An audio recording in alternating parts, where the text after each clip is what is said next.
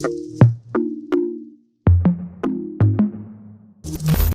cannot believe we're only 1 week away from finals week. I have projects due and finals to study for. Looks like I'm not sleeping anytime soon. I'm also catching up on a lot of homework right now, and I hope I don't fail any of my finals this semester.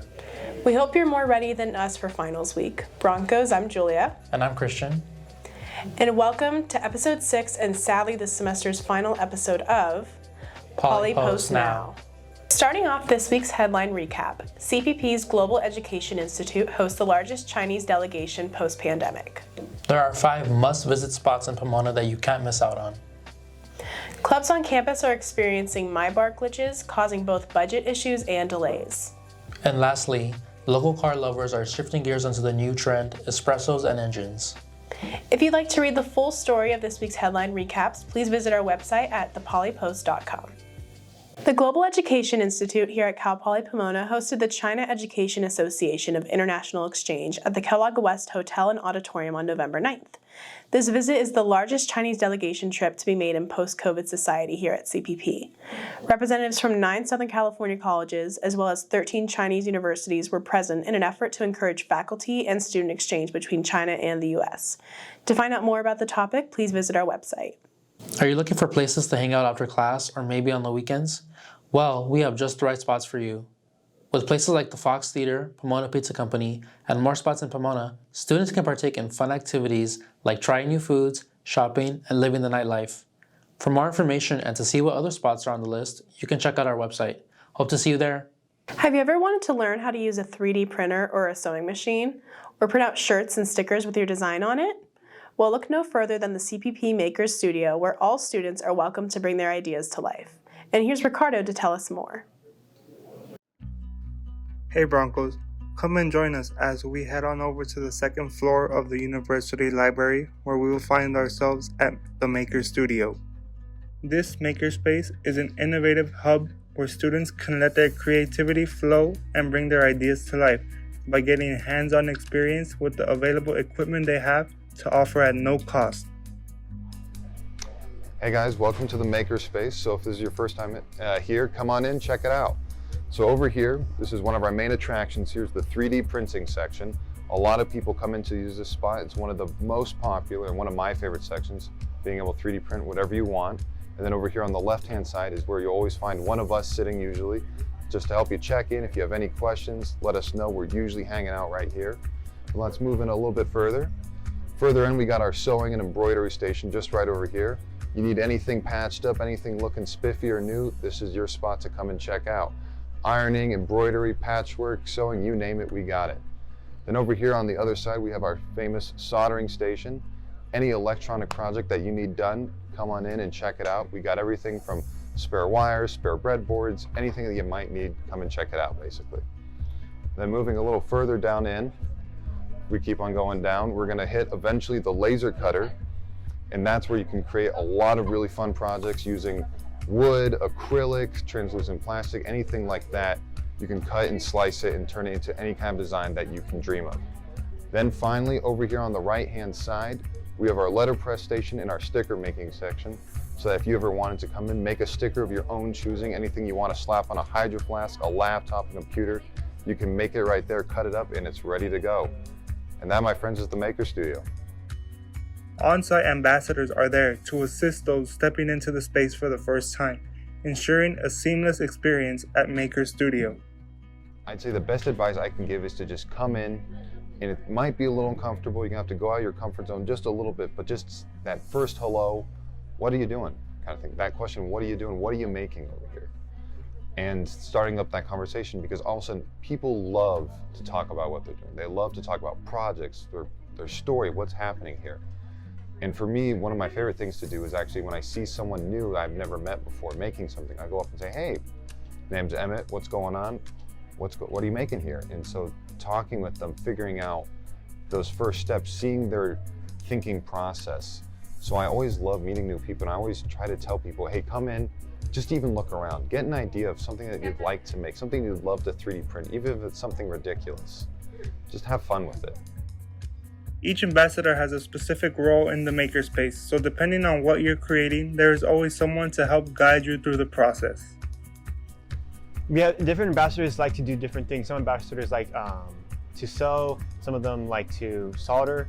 I have an interest in the 3D printing area, so I taken a liking to it, and so I choose to take care of it and make sure our machines run smoothly and maintain the machines, such as this Ender 3, and just maintain them for the use of other students if they wanted to use it. I also clean the area after workshops, help out if we need more hands on deck. I sit on the front desk to welcome people and just provide tours and teach people how to use the 3D printers. That is my role here. To ensure a safe and productive experience, all students are required to complete a safety course online and in person before utilizing any of the available resources at the Maker Studio. So first, I did have to do like the safety course to learn how to do everything. It's really cool because there's like so many different like devices and everything you can use. You can use a vinyl cutter or 3D printer, or you can make buttons or the laser cutter or sew. Like there's so many different things you could do. It's just like, you know, we're all in college and we don't have a lot of time. So we can't like learn how to do everything, but it is really nice to know we have this here on campus to help us out with anything we want to make or do. But yeah. For those eager to explore the Maker Studio, they are open Monday through Friday from 12 p.m. to 5 p.m. The ambassadors hope to see you there soon and begin your creative journey at the Maker Studio. Kyle Conquilla, a computer information system student and car enthusiast, is on a mission to change the negative perception of the car community exacerbated by police crackdowns during the pandemic.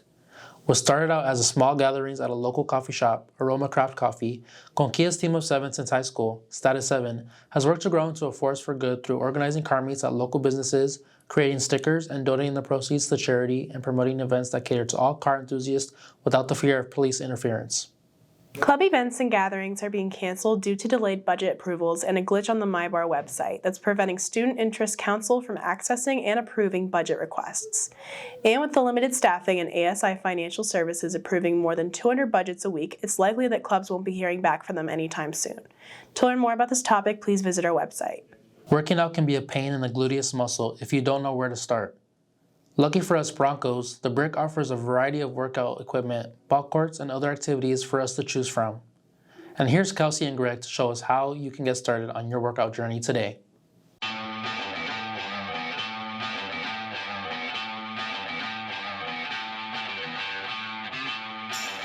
Hi, this is Greg from the Poly Post, and today I'm going to be walking you guys through some tips and tricks over at the BRIC, or the Bronco Recreational Intramural Complex.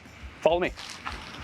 Hi, I'm Kelsey from the Poly Post, and before we go into the gym, I'm going to give you a quick rundown of what each level has in store for you. So on the first level, you're going to find the front desk, as well as the equipment checkout, and the rock wall, as well as pool access and the locker rooms. You'll also find ping pong tables and dance studios.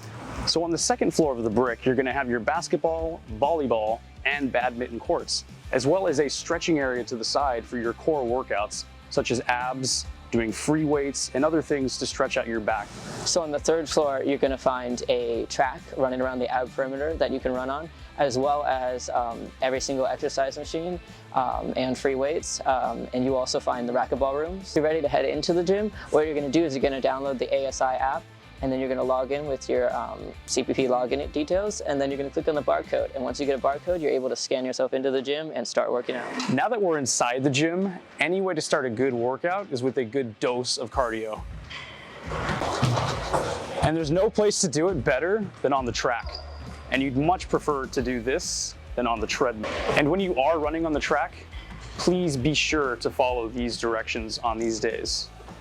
Final thing before we jump into the workout is when you're at the gym, follow these simple rules to have a good workout for everyone involved. First, when you use any weights, re-rack them, put them back where you found them, and make sure that they're in the proper order by weight size. Second, you don't want to take more than 1 minute to 2 minutes between sets on any given machine, because you're not actually getting the full benefit of doing multiple sets, and it takes too long for other people to get to use the machine. And final thing is when you use the machine, wipe it down afterwards so it's clean and safe for everyone else to use. Starting off with some biceps, we're going to hit some bicep curls. And by doing that, you want to keep your elbows to your sides, bring it up like this to your shoulder, and bring it back down like so. A great exercise to start off for the shoulder group is to do shoulder presses. So what you're going to do is 45 degrees up, and you just go up and down, back to your shoulders, and make sure to keep your elbows in at about 45 degrees, and you just push up and down.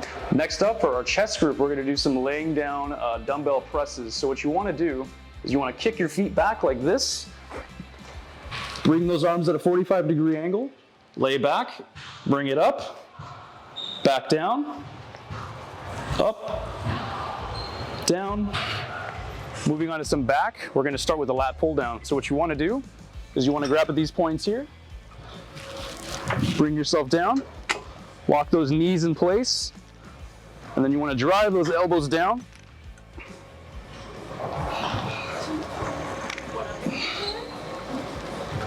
Also working out your back, you can do some horizontal rows. So what you want to do is you want to grab this, place your feet about right here, and you're going to start to pull like this.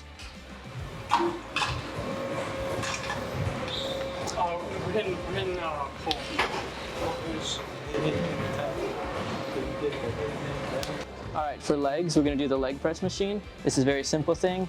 Make sure your knees are not over your toes, and you're just going to push back and then forward. And it's just up and down and nice controlled movements, and never lock out your knees. All right, final thing is when you're at the gym, here are some quick form things to look out for so you don't hurt your body. First tip is to always make sure when you're doing a leg thing, your knees should never be over your toes because you will hurt your knees. So your knees should be either equal or lower than your tips of your toes at all times for the entire rotation, and to never lock out any muscle groups. Moving on to some legs, we're going to do some squats. But before we start with that, we want to make sure that these clamps are on tightly so that these weights don't slide off at all. So what you want to do is squeeze here, bring this down, and now that's set in place so you can squat carefully. And with any exercise that you're using your back, you do want to keep it straight. And while you are squatting, you do not want to drop the weight on the ground. You want to set it back on these racks to ensure that it doesn't just, hit the ground and make a lot of noise. And for any exercise or machine that you're not familiar with, reference these signs to get the correct form so that you don't hurt yourself. And for final tips, anything that feels wrong is wrong. Don't do anything that hurts your body. It's not going to help you, it's just going to hurt your muscles. As well as anything you see on TikTok, make sure that you check with an actual verified source before you start it, and so you don't hurt yourself. If you enjoyed our video and you like what you see, please follow us at the Poly Post now for more content like this. Keep bucking, Broncos.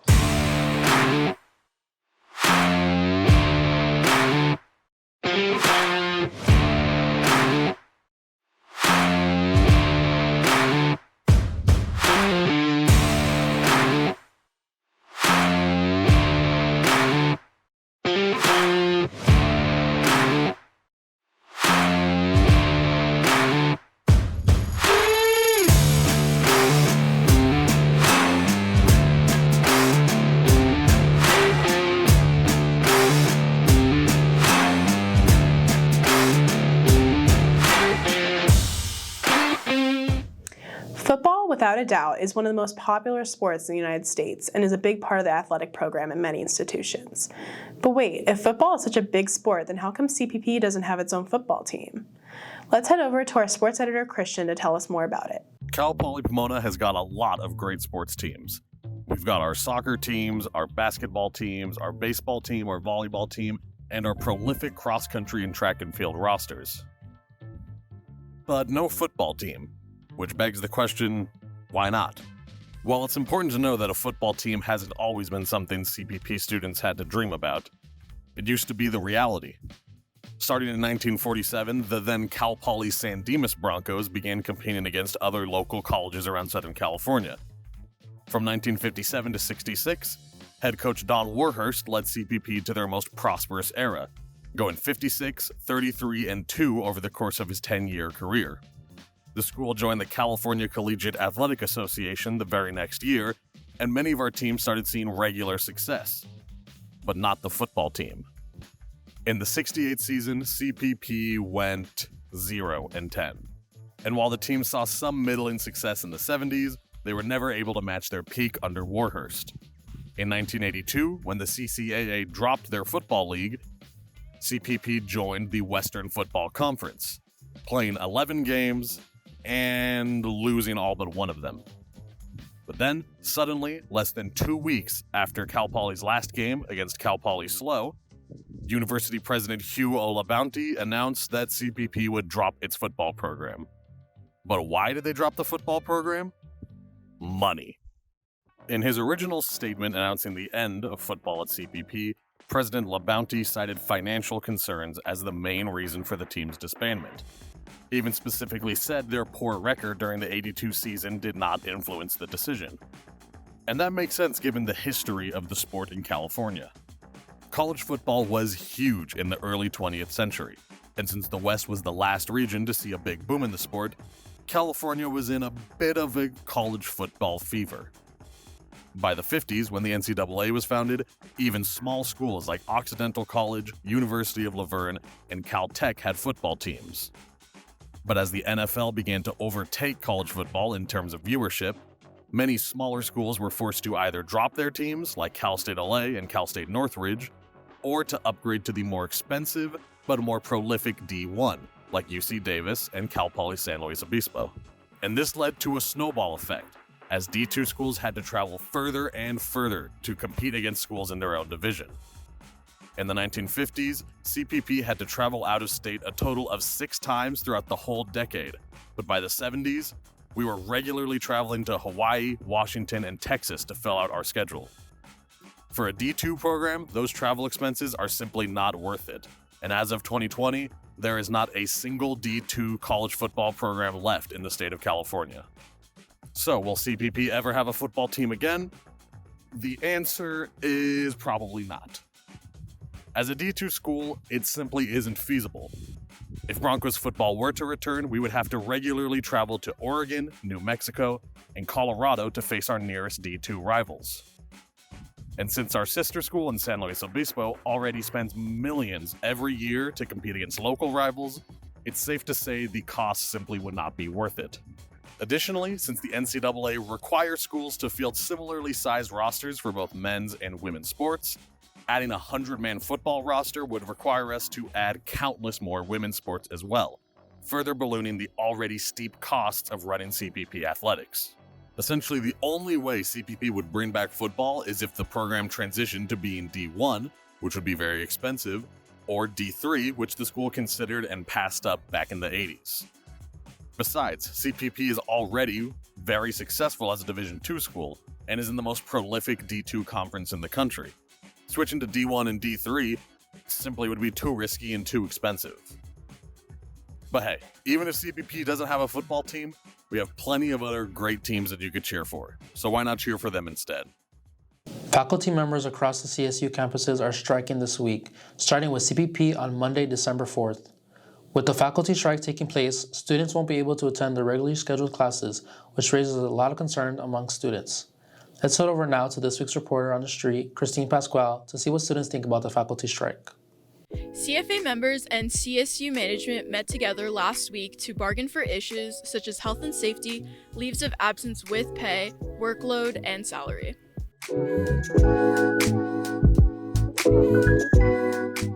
Today, I'm going to be going around campus asking students for their opinions about the upcoming strike. Tiama, what are your hopes for the strike? Do you have any opinions on what the outcome should be? I think in general, teachers deserve better working conditions overall.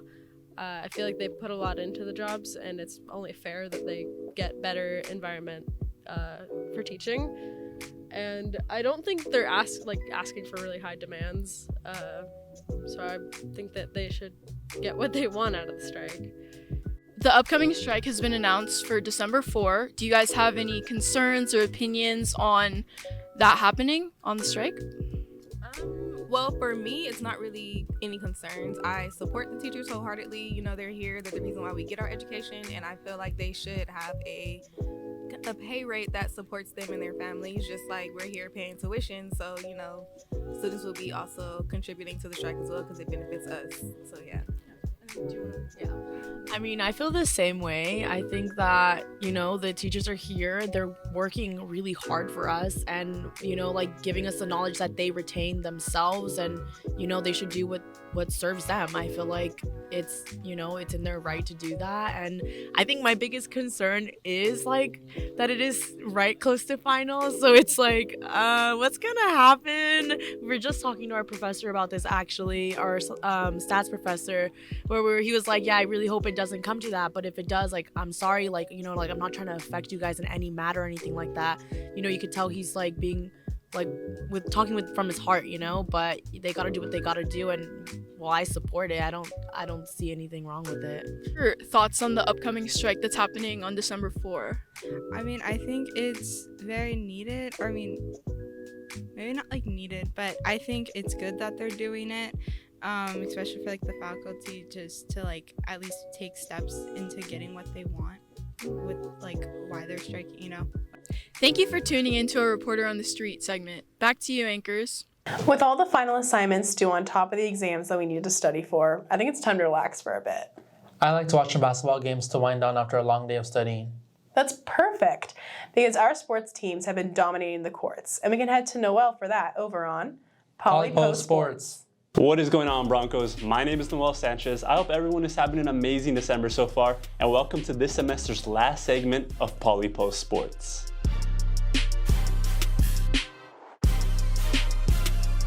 I think it's only right that we start off with the CPP women's basketball team because they have been on a tear recently. They are 3-1 in their early season thus far and have won their last 2 games by a combined 77 points. Batista University made their way down to Kellogg Arena on Friday, November 17th, only to lose 49-94 to the Broncos. Our own Kayla Kesmishian led the way with 19 points and 5 rebounds. Just 4 days later, CPP kept that momentum up with a 71-39 win over Biola University. Brianne Haas splashed 4 3-pointers and finished with 17 points. And let's not forget about the men's basketball team. They're starting to pick up on that positive energy too, as they won their first game of the season on Saturday, November 25th against Concordia University Irvine. Jaden Winfield, he was on fire, recording a career-high 20 points in the victory. And just a little fun fact, this was the first time the schools played each other since 1996, and CPP is now 4-0 all-time against CUI. But the men's basketball team does have some room for improvement going forward with a current record of 1-3. Let's hope they're able to pick that up very soon. And speaking of improvement, few organizations have continued to showcase this better than CPP's volleyball team. They just capped off their regular season with an amazing final record of 21-7, and head coach Trey Stahl has led them to the NCAA tournament for the 3rd straight year. Let's give her an applause. They are ranked the number 3 seed in their bracket for the first time since 2008 and hope to get past the regional finals for the first time ever. And finally, your men's cross-country team just capped off a historic 2023 campaign that saw them place 23rd in the NCAA championships. I am very excited to have the cross-country star Ricardo Vargas with me today. I literally had to chase him down running 2 miles across the whole campus and drink some Gatorade. I'm telling you guys, he's one of the fastest guys that I've ever seen. Ricardo, how are you doing today? Good, how are you? Pretty good, pretty good. I'm very excited to talk about your cross-country journey, talk about your health. Let's get right into it. Ricardo, your season started on September 2nd and ended on November 18th. Now I know you're grinding hard every day, you're having a great time with your teammates, but what does it feel like to know that your season pretty much goes by in a blur or in a snap? It's bittersweet, honestly, because we make a lot of memories in season and we don't have that much time. But at the same time, it's very rewarding seeing that we're PRing and that we're improving and that we can look at last year compared to this year and we've improved way more as a team. And we're just starting to see that progress finally unfold. And so it's just very bittersweet. And not only that, but we don't race every single week. Like you'll see the other sports that play twice a week or even 3 times a week. And we don't have the luxury of doing that because of how much our bodies just take a beating. I mean, yeah, bittersweet is probably the perfect answer to the question. I look at it as 2 different ways. Like, yes, the season does go by super fast and you're able to focus on some other responsibilities, but these are your boys, this is your team at the end of the day, so I can see why it is bittersweet. Moving on to the next question though. When you think about your connection with your teammates, when you think about the everyday grind that you're putting in with them, whether it be in the classroom, whether it be kind of urging each other to get back to health or working hard on the track or in the weight room, what is it like being able to connect with them in such a short period of time? It's very rewarding, honestly, because this is something that we work towards every single day, like whether it's during the summer or the winter. And so to bring us together to try to accomplish things that we've talked about, it's very like rewarding, and it's also very like just fun because we're finally able to work towards what we want to achieve, and we're doing it together, and just like the vibes are just amazing. No, 100%, I hear you on that, because when you're able to work hard together with a group of guys that you can truly call not just your friends but your family, I think that's something that anybody, not just in sports but in work field, in the classroom, in internships, we can all relate to that. So as a college student, as a former athlete myself, I definitely hear what you're saying on just how fulfilling that is. But for you yourself, Ricardo, you were the only CPP men's runner to have prior experience competing in nationals this year, and you led the school with the time that you ran. What type of leadership role do you feel like you took on during those weeks leading up to nationals and when you actually had to compete? For this year, it was very tough because a lot of my teammates saw me struggle. For the last 6 weeks of the season, a lot of my teammates made the joke about the common theme around me was that I was hanging on by a thread. And that's because I was struggling immensely with illness and injury. I did sustain another stress fracture, which I was telling you about. And so during this time, I was trying my very best to recover and to just do whatever I could without negatively impacting them. And so I believe that they saw that, and they were like, okay, we got to finish this strong. I truly love to hear that, because when you fight through adversity and when you're dealing with all kinds of different obstacles that life throws at you, that truly defines you not just as an athlete but as a person. And I think even though your teammates were making that comment that you were hanging on just by a thread, and even if they had like little jokes, I know that having teammates myself, whenever they made those jokes, they also looked at you like, wow, that, like, you know, you're fighting through this. You could quit, you could sit on the sideline, but like you told me, you were running on that for a couple weeks. Yeah. I think everyone here at CPP should definitely hear that story. And it was one of the reasons why I wanted you to come on, because your coach told me that you were someone that the rest of the team looks up to. So, I mean, I really respect that. My final question for you, Ricardo, has to be, what stands out about CPP's team compared to others that you've been a part of during your running journey? What stands out about them is we're just very tight-knit. I think coming into this, I had about 7, 8 other guys who were just coming out of high school. You know, it was around COVID, so there was masks, there was staying 6 feet away, there was school was remote and then hybrid and whatnot. So all we kind of had was ourselves, and we got to take advantage of that once we got more and more closer to one another. Honestly, to me, it's a family. These are guys that I have shared a lot with. These are guys that we try to hang out all the time, or these are guys that I've just seen so much of the adversity I've faced, and I've seen a lot of the adversity that they've faced as well, and it makes everything, it makes the running and it makes our relationship just so much more valuable because of that. You love to hear that, man. And like I said, I'm really excited to see how you bounce back from your injury. I wish you the best of luck. I wish your team the best of luck. I hope they have a healthy and successful offseason. And I believe I speak for all the CPP when we say that we're excited to watch you guys suit up again next year. Thank you for coming on, Ricardo. I appreciate you. I appreciate it. Thank you. On Thursday, November 30th, is packed to the brim with games to watch, Broncos. Not only does the volleyball team have their first NCAA tournament match on the road against Point Loma University at 5 p.m., but both the CPP's basketball teams will also be on the road facing off against the Cal Poly Humboldt, with the women's game starting at 5:30 p.m. and the men's game starting at 7:30 p.m. That is all for PolyPo Sports today. Make sure to stay tuned for more PolyPo Sports content next semester, and keep up with all things Broncos sports at broncosathletics.com, where they stream games on the CCAA network. Once again, my name is Noel Sanchez. Good luck with the last few weeks of school, Broncos. Now back to the anchors.